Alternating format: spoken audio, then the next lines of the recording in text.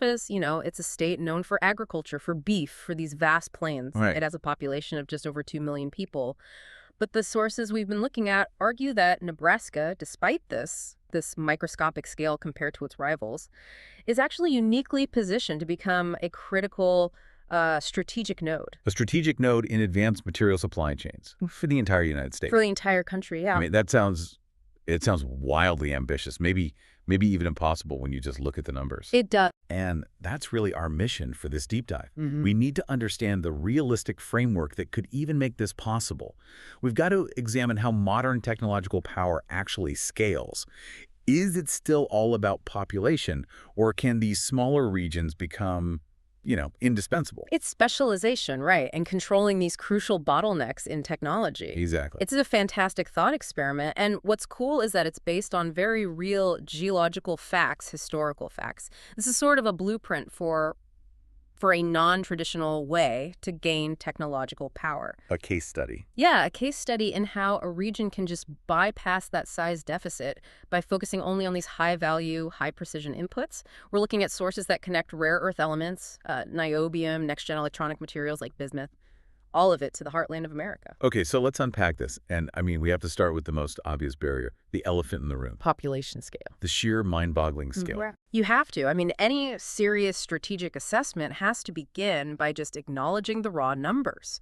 The source material is very clear about this. You're looking at China operating with roughly 1.4 billion people. 1.4 billion. Then you look at the entire United States. We're at about 330 million. So even the largest Western industrial power doesn't come close to China's raw labor pool. Not even in the same ballpark. And then you narrow the focus even more down to Nebraska, about 2 million people. The disparity is just, Yeah. it's staggering. And historically, we've always treated population size as the fundamental metric of power, both economic and industrial. And for a long time, that was correct. I mean, that correlation hasn't completely vanished. Population connects directly to three major advantages in that, let's call it the old model. Okay, what are they? First, the size of your labor force. That dictates your raw industrial output, your ability to compete on labor costs. Pretty straightforward. Right.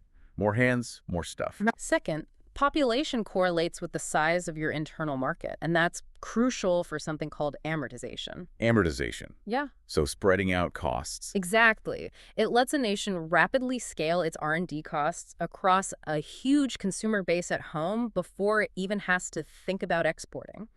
You can perfect a product on 100 million customers. And the third factor, which I think people often overlook, is redundancy. That's the one. Industrial redundancy. A country the size of China can afford to have, multiple regions all specializing in the same thing. If a natural disaster hits one industrial hub, 10 others can pick up the slack. 10 others are ready to go.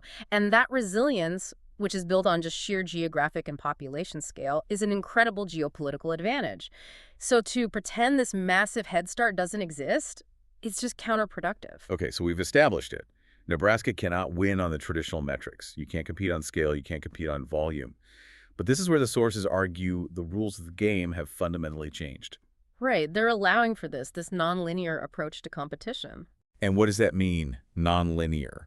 So we have to introduce this concept of nonlinear power scaling.